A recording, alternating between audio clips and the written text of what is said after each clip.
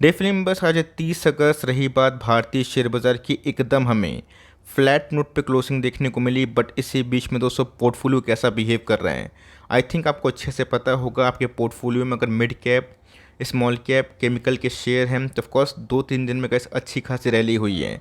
इसी बीच में दीपक नाइट्रेट की बात की जाए, 2200 का लेवल तोड़ दिया है।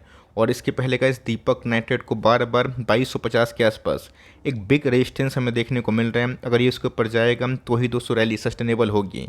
तो क्या जो पूरी रैली आई है 1800 के लेवल से 2200 के आसपास, इसमें आग है या फिर ये पूरा का पूरा झांक है, इसी को समझना बहुत ही इंपॉर्टेंट है। तो यहाँ पे कैसे टेक्निकल एनालिस्ट लोगों ने कुछ टारगेट्स दिए हैं और साथ ही साथ केमिकल में जो धुआं है वो क्यों बनता हुआ देखने को मिल रहा है। तो फटाफट दोस्तों मैं अपनी अनबैश कमेंट्री एज यूजुअल ज़रूर आपके सामने रखूँगा। रेस्ट तो सबकी मर्ज़ी की बात है। चैनल फर्स्ट टाइम होंगे सब्सक्राइब कर सकते हैं इस तरह क्वालिटी कंटेंट को सबसे पहले एक्सेस करने के लिए। Now without delaying any for time, let's begin.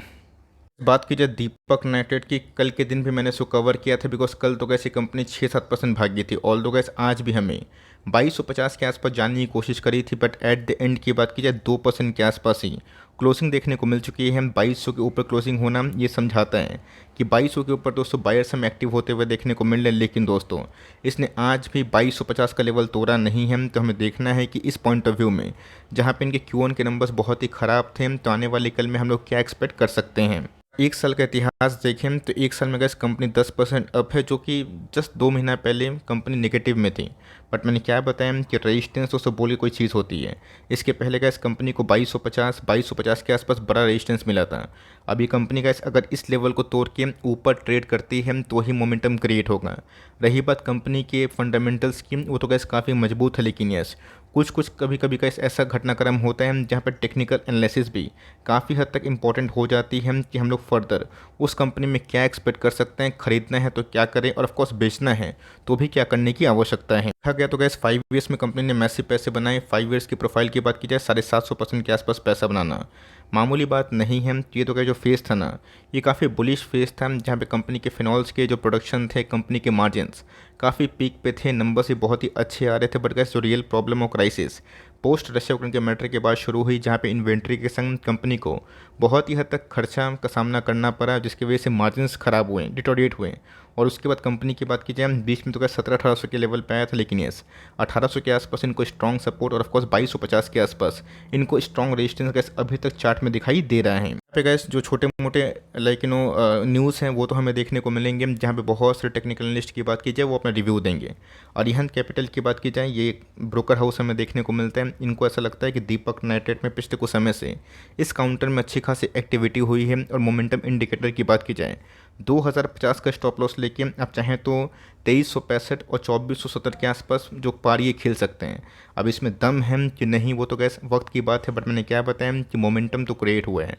आप मानिए या फिर मत मानिए, पिछले कुछ समय से गैस केमिकल जो कि बहुत बीटन डाउन थे उसमें तेज़ी भरा माहौल है। तो तेज़ी के पीछे मुख्य वजह क्या है, इस टारगेट को देखिए दोस्तों, पोजीशन लेने से बचिए और ऑफकोर्स बेचने से ही बचिए। हमें ये समझना है टारगेट्स वगैरह सेकेंडरी होते हैं, कंपनी के पीछे फंडामेंटल और उसके संग शॉर्ट टर्म में क्या डेवलपमेंट होती है उस पर हमें फोकस करने की आवश्यकता है। एज यूजुअल जैसा कि आपको पता है कि बहुत दिनों के बाद केमिकल के स्टॉक्स में इन्वेस्टर्स थोड़ी रुचि ले रहे हैं। और ऑफ कोर्स बहुत लॉन्ग टाइम के बाद इन सब काउंटर्स में अच्छी खासी तेज़ी है।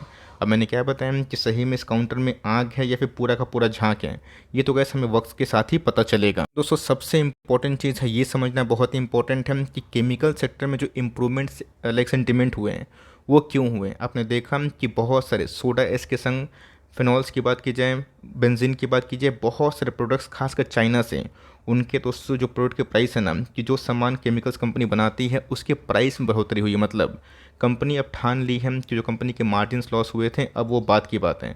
अब मार्जिन्स को ठीक करने के लिए, प्रॉफिटेबिलिटी को बूस्ट करने के लिए वो अपने सामान के दाम बढ़ा रहे हैं। सामान के दाम क्यों बढ़ते हैं, जब दोस्तों मार्केट में सप्लाई की बात की जाए वो लिमिटेड है, मतलब इंडिया और चाइना। और रही बात दोस्तों डिमांड की बात की जाए, अगर वो स्टेबल होंगे तो सिंपल सी बात है कि उनके जो प्रोडक्ट के दाम है ना वो काफ़ी हद तक चढ़ जाएंगे। मतलब गैस मार्केट में खरीदने वाले बहुत ज़्यादा हैं और प्रोडक्शन करने वाला अगर एक दो कंपनी है तो वहाँ पे गैस कंपनी को ना प्राइसिंग पावर का हेल्प मिलता है। आप सबको अच्छे से पता है कि स्टेबिलिटी प्राइस मतलब स्टेबिलिटी जो डिमांड में वो क्यों है, बिकॉज पिछले कुछ समय से आपने देखा कि जो वर्स्ट सिनेरियो था गैस जहाँ पे फेड कंटिन्यूसली रेट हाइक कर रहा था, उसका इम्पैक्ट अब बाजार भाप चुका है।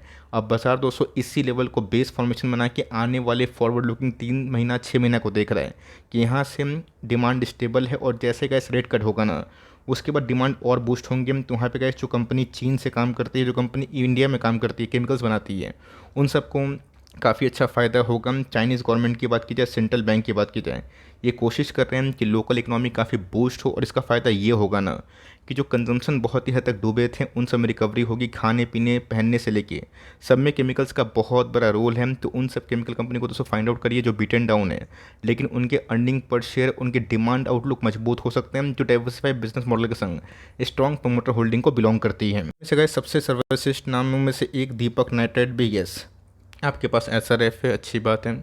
आपके पास एल्किल मीन्स, अच्छी बात है। बालाजी मीन्स, अच्छी बात है। लेकिन यस, दीपक नाइट्राइट को दोस्तों मेरे हिसाब से जल्दीबाजी बेचना सही नहीं होगा।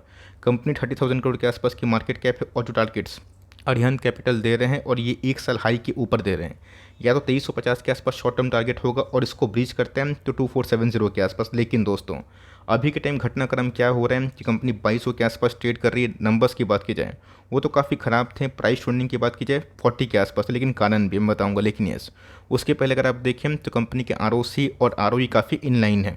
लोग बोलेंगे अच्छा जी वेट, कंपनी के इस बार तो नंबर्स बहुत ख़राब थे। कंपनी के सेल्स की बात की जाए ये बहुत क्वार्टर के बाद मात्र 1700 करोड़ के आसपास थे। मार्जिन्स की बात की जाए मात्र 12% के आसपास थी, और प्रॉफिटेबिलिटी की बात की जाए हमने तो ये उम्मीद नहीं किया था कि 150 करोड़ के आसपास ही प्रॉफिट आएगा। लेकिन दोस्तों मैंने क्या बताया कि शेयर बाज़ार हमेशा होप मार्केट होता है, कि उनको होप लगे कि आने वाले कल में जो डिज़ास्टर भरा माहौल था वो ख़त्म हो चुका है।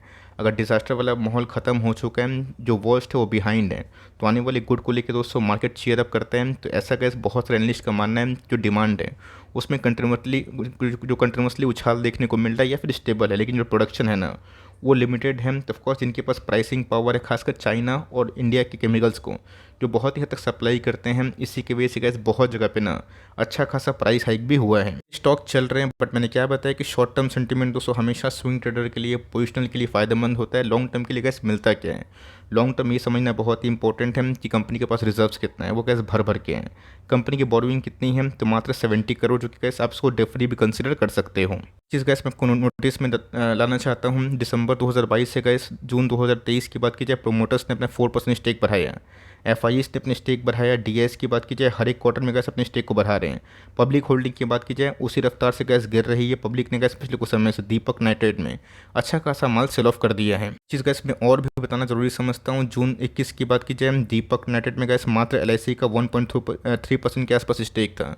लेकिन दोस्तों एलआईसी की बात की जाए हर क्वार्टर में अपने स्टेक को बढ़ाते हुए दिखाई दे रहे हैं। मतलब एलआईसी को इस कंपनी में काफ़ी भरोसा है। एलआईसी गैस उसी कंपनी को लॉन्ग टर्म के लिए पकड़ती है जो उनको अच्छा लगता है, बिकॉज एलआईसी की पॉलिसीज़ अगर आप लेंगे ना वो 10 साल 20 साल का लॉक इन पीरियड होता है कि पैसे देते जाइए और उसके बाद मैच्योरिटी के बाद इतने लमसम मिलेंगे। तो एलआईसी भी कोशिश करती है कि उन सब कंपनी को फाइंड आउट किया जाए जो मल्टी बैगर थे, और मल्टी बैगर और भी रह सकते हैं अगर उनके बिजनेस मॉडल सही है। वैसा नहीं कि एलआईसी ने जो किया, एसबीआई ने जो किया, म्यूचुअल फंड ने जो किया, एफआईएस ने जो किया, हमें वही करना है। एफआईएस तो गैस गलत साबित हो गए। लास्ट जून महीने की बात की जाए मार्केट को 15,200 बेच रहे थे, 18,000 रुपये खरीद रहे थे। अब ऐसा नहीं है कि कोई इंस्टीट्यूशन बाई करता है सेल करता है तो हमें वही करना है। लेकिन यस, अगर एफआईएस मार्केट में पैसा फूल करेंगे तो मार्केट में तो गैस तेज़ी बनेगी। लेकिन इसी बीच में ये एक अच्छा रिमार्क होता है अगर बिग इंस्टीट्यूशन की बात की जाए, एलआईसी ये सब वगैरह वगैरह अगर अपने स्टेक को बढ़ाते हैं तो। आज के दिन घटनाक्रम क्या हुआ देखना बहुत ही इंपॉर्टेंट है। कल तो गैस इनके जो वॉल्यूम से 2.5 मिलियन के आसपास थे, आज भी अगर आप देखें तो 1.5 मिलियन के आसपास हैं।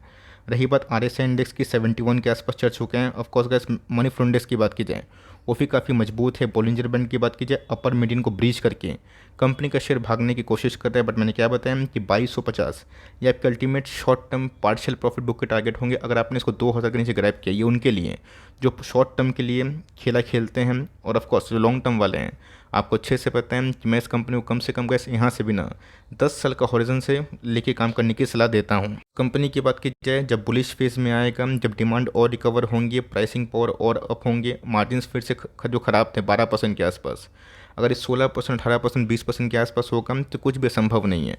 रही बात उस कंपनी की बॉलिंजर बैंड की, आप देख सकते हैं कि बहुत ही हद तक शेयरिंग हो गया। और जितना गैस कंपनी का जो बॉलिंजर बैंड है श्रिंक होगा मंथली चार्ट पे, तो कभी भी गैस जो अगर सेलिंग जो है ना अगर नहीं आती है, मार्केट सेंटीमेंट ठीक होता है, तो मार्केट गैस फॉरवर्ड जो ईपीएस है और फॉरवर्ड जो डिमांड जनरेट हो सकता है उसको लेके काम करता है। तो मेरा ऐसा मानना है कि लॉन्ग टर्म में गैस अभी भी कंटिन्यू किया जा सकता है, लेकिन देखना बनता है कि 2250 ये तोड़ेगा या फिर नहीं तोड़ेगा। तोड़ता है तो अच्छी बात है, वेल एंड गुड, जो पुराने निवेशक है फ़ायदा होगा। वरना गैस फिर से गिर के अगर 2050 के आसपास आता है, 2000 के नीचे आते हैं, तो वहाँ से गैस फिर से एसआईपी करने का लेवल हो सकता है। ये गैस मैं जो न्यूज़ है उसको समझा रहा हूँ, और जो प्राइस एक्शन क्रिएट हो रहा है मैं उस पर कमेंट दे रहा हूँ। लेकिन मैं जानना चाहूँगा कि आपका व्यू क्या है, और ऑफकोर्स वीडियो अच्छी लगी तो प्लीज़ लाइक करना मत भूलिएगा, ये मुझे मोटिवेट करता है। और वीडियो में फर्स्ट टाइम होंगे, चैनल फर्स्ट टाइम होंगे, तो प्लीज़ सब्सक्राइब भी कर ही लीजिएगा साथ ही में। तो गाइस मिलते हैं जल्दी ही, तब तक के लिए bye. Thanks for listening friends, God bless you all.